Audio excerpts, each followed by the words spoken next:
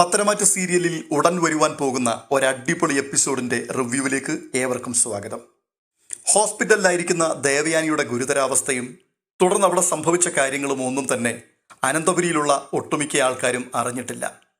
ദേവയാനി ആശുപത്രിയിലായ സമയം മുതൽ ഇടയ്ക്കൊക്കെ അനാമിക ദേവയാനിയെ കാണുവാൻ ആശുപത്രിയിലെത്തുകയും ക്ഷേമം അന്വേഷിക്കുകയും ചെയ്യാറുള്ളത് പോലെ ഇപ്പോഴും ആശുപത്രിയിലേക്ക് എത്തുകയാണ്. രോഗിയെ കാണുകയും രോഗവിവരം അറിയുകയും ചെയ്യുക എന്നുള്ളതിനേക്കാൾ അധികം നയനയ്ക്കും നവ്യയ്ക്കുമെതിരായി എന്തെങ്കിലുമൊക്കെ ദേവയാനിയോട് പറഞ്ഞ് അവരുടെ രക്തം തിളപ്പിക്കുക, അവർ വീട്ടിലെത്തുമ്പോഴേക്കും ചേട്ടത്തിയുടെയും അനിയത്തിയുടെയും കാര്യത്തിൽ എന്തെങ്കിലും ഒരു തീരുമാനമുണ്ടാക്കി അവരെ അനന്തപുരിയിൽ നിന്നും പുറത്താക്കുക, ഈ ഒരൊറ്റ ലക്ഷ്യം മാത്രമേ ഉള്ളൂ അനാമികയ്ക്ക്. അതിനുവേണ്ടിയാണ് അനാമിക ഇക്കുറിയും ആശുപത്രിയിലേക്ക് എത്തുന്നത്.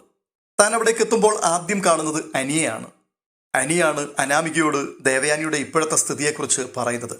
കാര്യങ്ങളൊക്കെ കേൾക്കുമ്പോഴേക്കും ഒരു കൃത്രിമമായ ഞെട്ടലോടുകൂടി അനാമിക അനിയോട് പറയുകയാണ്, അനി, എനിക്ക് ഉടൻ തന്നെ വലിയമ്മയെ ഒന്ന് കാണണം.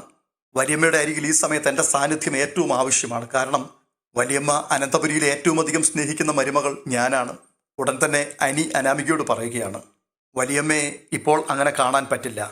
അങ്ങനെ കാണാൻ പറ്റുന്നൊരു സാഹചര്യത്തിലല്ല വലിയമ്മ ഇപ്പോൾ ആയിരിക്കുന്നത്. അനാമിക ഇപ്പോൾ വാശി പിടിക്കുകയാണ്, അനി, എനിക്കിപ്പോൾ വലിയമ്മയെ കണ്ടേ പറ്റൂ.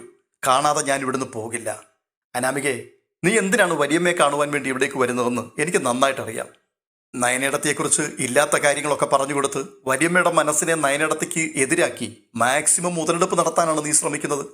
പക്ഷേ ഇത്തവണ അത് ചെയ്യാൻ പറ്റില്ല. മാത്രവുമല്ല, ഇവിടെ ഞങ്ങളൊക്കെ കൂടി ആകെ തളർന്നു നിൽക്കുകയാണ്. ആവശ്യമില്ലാത്ത കാര്യങ്ങളൊക്കെ വല്യമ്മയോട് പറഞ്ഞു കൊടുത്ത് വല്യമ്മയുടെ മനസ്സിൽ ശരീരത്തിലുള്ളതിനേക്കാൾ അധികം വിഷം നീ കുത്തിവെച്ച് ഒടുവിൽ വലിയമ്മ ഇപ്പോൾ ഒട്ടും വയ്യാത്തൊരു സാഹചര്യത്തിലെത്തിയിരിക്കുകയാണ്. ഞാൻ എന്ത് വിഷം കുത്തിവെച്ച് കൊടുത്തെന്നാണ് നീ പറഞ്ഞു വരുന്നത്? പിന്നെ നീ പറയുന്നത് പോലെ വലിയമ്മയ്ക്ക് അങ്ങനെ വലിയ പ്രശ്നങ്ങളൊന്നുമില്ല. ഞാൻ ഇന്നലെയും വലിയമ്മയെ വന്ന് കാണുകയും സംസാരിക്കുകയും ഒക്കെ ചെയ്തതാണ്. അതുകൊണ്ട് നീ അങ്ങോട്ടൊന്ന് മാറിക്കേ, എനിക്കിപ്പോൾ തന്നെ വലിയമ്മയെ കാണണം. അനാമികയെ, നീ ചിന്തിക്കുന്നത് പോലെ അല്ല കാര്യങ്ങൾ. വലിയമ്മയുടെ ലിവർ ഡാമേജ് ആയിരിക്കുകയാണ്. വലിയമ്മയ്ക്ക് ഉടൻ തന്നെ ലിവർ ട്രാൻസ്പ്ലാന്റേഷൻ നടത്തണം. അനിയിൽ നിന്നും ഇത്രയും കേട്ടപ്പോഴേക്കും അക്ഷരാർത്ഥത്തിൽ അനാമിക ഒന്ന് ഞെട്ടി. എന്താ, വലിയമ്മയുടെ ലിവർ മാറ്റിവെക്കണമെന്നോ? നീ എന്തൊക്കെയാണ് അനി ഈ പറയുന്നത്? അതെ, വലിയമ്മ ജീവന്റെയും മരണത്തിന്റെയും ഇടയിലുള്ള ഒരു നൂൽപ്പാലത്തിലാണ് ഇപ്പോൾ ആയിരിക്കുന്നത്. അതുകൊണ്ടാണ് ഇപ്പോൾ അവിടേക്ക് പോകണ്ട എന്ന് ഞാൻ നിന്നോട് പറഞ്ഞത്. പിന്നെ വലിയമ്മയ്ക്ക് വലിയമ്മയുടെ ഗ്രൂപ്പിൽ തന്നെയുള്ള ഒരാളുടെ ലിവർ ആവശ്യമാണ്. അതാണ് ഇപ്പോഴത്തെ ഇവിടുത്തെ പ്രധാനപ്പെട്ട പ്രശ്നം. ആരാണ് വലിയമ്മയ്ക്ക് ലിവർ ഡൊണേറ്റ് ചെയ്യുക എന്ന് ചോദിച്ചുകൊണ്ട് അനി അനാമികയുടെ മുഖത്തേക്ക് നോക്കുകയാണ്. അപ്പോൾ അനാമിക പറയുകയാണ്, നിന്റെ നോട്ടവും സംസാരവും ഒക്കെ കണ്ടിട്ട് ഞാനിപ്പോൾ എൻ്റെ കരള് പകത്ത് വല്യമ്മയ്ക്ക് കൊടുക്കണം എന്നതുപോലുണ്ടല്ലോ. എനിക്ക് മനസ്സിലായി. എനിക്ക് എന്തെങ്കിലും സംഭവിച്ചാൽ അത് നിന്നെ സംബന്ധിച്ചിടത്തോളം വളരെ സന്തോഷമുണ്ടാക്കുന്ന കാര്യമാണ്. ഞാനില്ലാതെയായാൽ പിന്നെ നിനക്ക് അവളുടെ കൂടെ സുഖമായിട്ടങ്ങ് വാഴാമല്ലോ. അനാമികെ, നിന്റെ ലിവർ കൊടുക്കണമെന്ന് ഞാൻ നിന്നോട് ആവശ്യപ്പെട്ടോ? കൊടുക്കുമോ എന്ന് ഞാൻ നിന്നോട് ചോദിച്ചോ? ഇല്ലല്ലോ. പിന്നെ നീ എന്തിനാണ് ഈ എഴുതാപ്പുറമൊക്കെ വായിക്കുന്നത്? വലിയമ്മയ്ക്ക് അല്പം രക്തം കൊടുക്കേണ്ട സാഹചര്യം വന്നപ്പോൾ അത് പറ്റില്ല എന്ന് കട്ടായം പറഞ്ഞ നീയാണോ നിന്റെ കരള് പകത്തു കൊടുക്കാൻ തയ്യാറാകുന്നത്? അതൊന്നും ഒരിക്കലും സംഭവിക്കാൻ സാധ്യതയില്ലാത്ത കാര്യമാണെന്ന് എനിക്ക് നന്നായിട്ടറിയാം. അപ്പോൾ അനാമിക പറയുകയാണ്, അതെ, ഞാൻ രക്തം കൊടുക്കാത്തത് എനിക്ക് സൂചി കാണുമ്പോൾ തന്നെ ഭയമുണ്ടാകും, അതുകൊണ്ടാണ്. ഇപ്പോൾ നീ അങ്ങനെയൊക്കെ പറഞ്ഞു. പക്ഷേ അന്നേരം നീ അങ്ങനെയൊന്നും അല്ല പറഞ്ഞത്. വലിയമ്മയ്ക്ക് രക്തം വേണമെങ്കിൽ അതിന് വേറെ ആളെ നോക്കണം, എൻ്റെ രക്തം കിട്ടില്ല എന്നൊക്കെയല്ലേ, അല്ലാത്ത സൂചി പേടിയാണ് എന്നൊന്നും അല്ലല്ലോ. പക്ഷേ ആ സമയത്ത് വലിയമ്മയ്ക്ക് രക്തം കൊടുക്കാൻ തയ്യാറായതും രക്തം കൊടുത്തതും നയനേടത്തിയാണ്. ഇപ്പോൾ വലിയമ്മയ്ക്ക് ലിവർ കൊടുക്കുവാനും തയ്യാറായിരിക്കുന്നത് നയനേടത്തി തന്നെയാണ്. ഇത്രയും കേട്ടതോടുകൂടി അനാമികയുടെ പാതി ജീവൻ അങ്ങ് നഷ്ടപ്പെട്ടതുപോലെയായി. ഞെട്ടലോടുകൂടി അനാമിക ചോദിക്കുകയാണ്, അവള് വലിയമ്മയ്ക്ക് ലിവർ കൊടുക്കുമെന്നോ? അനി, നീ വെറുതെ കള്ളത്തരങ്ങൾ പറയരുത്. അവൾ അങ്ങനെയൊന്നും ചെയ്യില്ല. നിന്റെ ഏടത്തിയെക്കുറിച്ച് നിനക്കൊരു ചുക്കും അറിയില്ല. പക്ഷേ ഞാൻ പറയാം, അവളെപ്പോലൊരു വിഷവിത്ത് ഈ ഭൂമിയിൽ വേറെ ഉണ്ടാവില്ല. അതിന് അനി മറുപടി പറയുകയാണ്, അനാമികെ, നിനക്കാണ് നയനേടത്തിയെക്കുറിച്ച് ഒരു ചുക്കും അറിയാത്തത്. അനന്തപുരി തറവാട്ടിൽ ആർക്കെന്ത് സംഭവിച്ചാലും അതിൻ്റെ എല്ലാം വേദന ഏറ്റെടുക്കുന്ന ഒരു വ്യക്തി നയനേടത്തി മാത്രമാണ്. ഇവിടെ ഇപ്പോൾ വലിയമ്മയ്ക്ക് ഇത്രയും വലിയൊരു പ്രശ്നമുണ്ടായപ്പോൾ അതിൻ്റെ പരിഹാരം കാണുവാൻ ആരുടെയും ഒരനുവാദവും ചോദിക്കാതെ നയനേടത്തി സ്വയമായിട്ട് മുന്നോട്ട് വരികയായിരുന്നു. രക്തം കൊടുക്കുന്ന കാര്യവും ഇപ്പോൾ ലിവർ കൊടുക്കുന്ന കാര്യവും വന്നപ്പോൾ വലിയച്ഛനും ആദർശേട്ടനും ഉൾപ്പെടെ എല്ലാവരും വിലക്കിയിട്ടും അതൊക്കെ അവഗണിച്ചുകൊണ്ട് നയനേടത്തി തൻ്റെ ജീവൻ പോകുന്നെങ്കിൽ പോയിക്കൊള്ളട്ടെ, എങ്കിലും വലിയമ്മ രക്ഷപ്പെടണം എന്ന തീരുമാനത്തോടെ മുൻപോട്ടിറങ്ങുകയായിരുന്നു. വലിയമ്മയ്ക്ക് ഇതൊന്നും അറിയില്ല. വലിയമ്മ ഇപ്പോഴും നയനേടത്തിക്കെതിരെ തന്നെയാണ് സംസാരിച്ചു കൊണ്ടിരിക്കുന്നത്. നിന്റെ ഉള്ളിലെ വിഷം എത്രത്തോളം ഉണ്ട് എന്ന് തിരിച്ചറിയാതെയാണ് വലിയമ്മ നിന്നെ സ്നേഹിക്കുന്നത്. എന്നാൽ ഒരു ദിവസം നയനേടത്തിയെ വലിയമ്മ തിരിച്ചറിയും. അന്ന് വലിയമ്മ നയനേടത്തിയെ ചേർത്ത് നിർത്തും. പക്ഷേ ആ ദിവസം നിന്റെ സ്ഥാനം അനന്തപുരി തറവാടിന് പുറത്തായിരിക്കും. ഇത് കേട്ടിട്ട് അനാമിക പറയുകയാണ്, നയനയ്ക്ക് അനന്തപുരിയിലെ ആണുങ്ങളെ കയ്യിലെടുക്കുവാൻ ഒരു പ്രത്യേക കഴിവുണ്ട് എന്ന് എനിക്ക് നന്നായിട്ട് മനസ്സിലായിട്ടുണ്ട്. ഇങ്ങനെയൊക്കെയുള്ള സെന്റിമെന്റ്സ് കാണിച്ചാലല്ലേ അതൊക്കെ നിലനിർത്താൻ പറ്റൂ. അവളെ സമ്മതിക്കണം. അനാമികെ, നീ അനാവശ്യം പറയരുത്. ഇവിടെ ആർക്ക് എന്തൊക്കെ സംഭവിച്ചാലും നിന്റെ മാനസികാവസ്ഥ ഇത് തന്നെയായിരിക്കും എന്നെനിക്ക് നന്നായിട്ടറിയാം. പക്ഷേ ഇതൊരാശുപത്രിയാണ്. ഇവിടെ പുറത്തുള്ള ധാരാളം ആൾക്കാർ വരികയും പോവുകയും ചെയ്യുന്നുണ്ട്. അവരുടെയൊക്കെ മുൻപിൽ നിന്നുകൊണ്ട് ഇങ്ങനെ തൊള്ള തുറക്കരുത്. അത് നിനക്ക് നാണക്കേടല്ലെങ്കിലും ഞങ്ങൾക്ക് നാണക്കേടാണ്. അതുകൊണ്ട് നീ ഇവിടുന്ന് വേഗം സ്ഥലം വിടാൻ നോക്ക്. ഞാൻ പറയുന്നതനുസരിക്കാൻ നിനക്ക് ഭാവമില്ലെങ്കിൽ ഇനി നിന്നോട് സംസാരിക്കാൻ പോകുന്നത് ആദർശേട്ടനോ വലിയച്ഛനോ ആയിരിക്കും. ഇത്രയും കേട്ടപ്പോഴേക്കും അനാമിക വലിയ ദേഷ്യത്തോടുകൂടി തിരിഞ്ഞു നടക്കുകയാണ്. എന്നാൽ പുറത്തിറങ്ങിയ ഉടൻ തന്നെ അനാമിക ഫോൺ എടുത്തിട്ട് അച്ഛനെയും അമ്മയെയും ഫോൺ ചെയ്ത് കാര്യങ്ങളൊക്കെ ധരിപ്പിക്കുവാൻ ശ്രമിക്കുകയാണ്. ഫോണിൽ അനാമികയുടെ ശബ്ദം കേട്ടപ്പോൾ തന്നെ രേവതി ചോദിക്കുകയാണ്, എന്താ മോളെ, എന്തുപറ്റി? നിന്റെ ശബ്ദത്തിൻ്റെ ഒരു പതർച്ചയുണ്ടല്ലോ. നീ ഇപ്പോൾ ആശുപത്രിയിൽ നിന്നല്ലേ വിളിക്കുന്നത്? എന്താണ് അവിടെ ഉണ്ടായത്? അതെ, എനിക്ക് സങ്കടമുണ്ട്. കാരണം ഇവിടെ സംഭവിക്കുന്ന കാര്യങ്ങളൊക്കെ ആ രീതിയിലുള്ളതാണ്. മോളെ, നീ എന്താ ഉണ്ടായതെന്ന് വെച്ചാൽ തുറന്നു പറയൂ. നീ വലിയമ്മയെ കാണുവാൻ ആശുപത്രിയിലേക്കല്ലേ പോയത്? അവിടെ പ്രത്യേകിച്ച് എന്താണ് സംഭവിച്ചത്? നിനക്ക് വിഷമം ഉണ്ടാകാൻ തക്കവണ്ണം.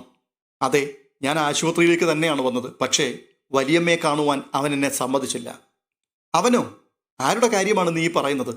അവൻ തന്നെ, അനി. ഞാൻ കയറി ചെന്നപ്പോഴേ അവൻ എന്നോട് പറയുകയാണ് വലിയമ്മയുടെ സ്ഥിതി ഇപ്പോൾ അതീവ ഗുരുതരാവസ്ഥയിലാണ് എന്ന്. അതുകൊണ്ട് ഇപ്പോൾ അവിടേക്ക് പോകാൻ പറ്റില്ല എന്ന്. അതെയോ? അപ്പോൾ വലിയമ്മ നമ്മളെയൊക്കെ വിട്ടു പോകാൻ പോവുകയാണോ മോളെ? കാര്യങ്ങളൊക്കെ പ്രശ്നത്തിലേക്കാണോ പോകുന്നത്? വലിയമ്മ ജീവിക്കുന്നതോ മരിക്കുന്നതോ ഒന്നും അല്ല ഇവിടുത്തെ പ്രശ്നം. നയനയാണ് പ്രശ്നം. അച്ഛനും അമ്മയ്ക്കും അറിയുമോ, വലിയമ്മയ്ക്ക് രക്തം കൊടുത്തത് നയനയാണ്. പക്ഷേ വലിയമ്മ ഇപ്പോഴും രക്ഷപ്പെടുവാൻ കഴിയാത്തൊരു സ്ഥിതിയിലാണ്. എന്നുവെച്ചാൽ ഗുരുതരാവസ്ഥയിലാണ്. വലിയമ്മയുടെ ലിവർ കേടായിരിക്കുന്നു.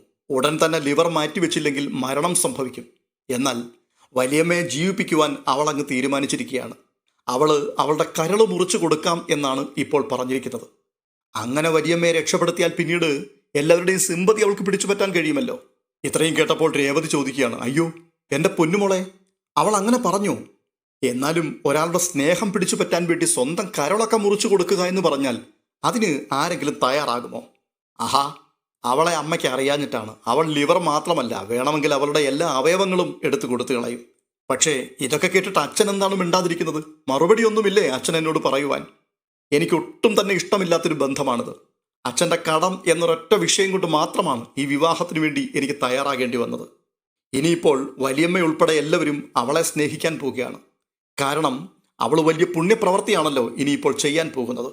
അതുകൊണ്ട് അച്ഛൻ്റെ പദ്ധതി അടുത്തത് എന്താണ് എന്ന് വെച്ചാൽ അതൊന്ന് പറഞ്ഞേ, ഞാനൊന്ന് കേൾക്കട്ടെ. അപ്പോൾ വേണു പറയുകയാണ്, ഈ അവസ്ഥയിൽ ഇപ്പോൾ ഞാൻ എന്ത് ചെയ്യാനാണ്? കാര്യങ്ങളൊക്കെ തൽക്കാലം അങ്ങനെ നടക്കട്ടെ. ബാക്കിയുള്ളതൊക്കെ നമുക്ക് വഴിയെ ആലോചിക്കാം. പിന്നെ എൻ്റെ മനസ്സിൽ ഇപ്പോൾ ഒരു പദ്ധതി വരുന്നുണ്ട്. കാര്യങ്ങളൊക്കെ കേട്ട സ്ഥിതിക്ക് അവൾ ലിവർ കൊടുക്കട്ടെ, ദേവയാനി ജീവിക്കുകയും ചെയ്യട്ടെ. പക്ഷേ നയന ജീവിതത്തിലേക്ക് മടങ്ങി വരാതിരുന്നാൽ പോരെ? അങ്ങനെ സംഭവിച്ചാൽ മോളുടെ പ്രശ്നങ്ങളെല്ലാം അതോടുകൂടി അവസാനിക്കുമല്ലോ. അപ്പോൾ രേവതി ചോദിക്കുകയാണ്, എന്തൊക്കെയാണോ വേണുവേട്ടാ നിങ്ങളീ പറയുന്നത്? നയനെ കൊല്ലാനാണോ നിങ്ങൾ പദ്ധതി ഇടുന്നത്? അതെ, ചിലപ്പോൾ അങ്ങനെയും സംഭവിക്കും. എൻ്റെ മകൾക്ക് വേണ്ടി അതും അതിനപ്പുറവും ചെയ്യുവാൻ എനിക്ക് മനസ്സാണ്. എന്തായാലും ഞാൻ ആ ആശുപത്രി വരെ ഒന്ന് പോയി വരട്ടെ എന്ന് പറഞ്ഞുകൊണ്ട് വേണു ഉടൻ തന്നെ വീട്ടിൽ നിന്നും ഇറങ്ങുകയാണ്. നയനയെ കൊന്നുകളയുവാൻ അച്ഛൻ പ്ലാനിട്ടു എന്ന് കേട്ടപ്പോൾ തന്നെ അനാമികയ്ക്ക് ഭയങ്കര സന്തോഷമായി.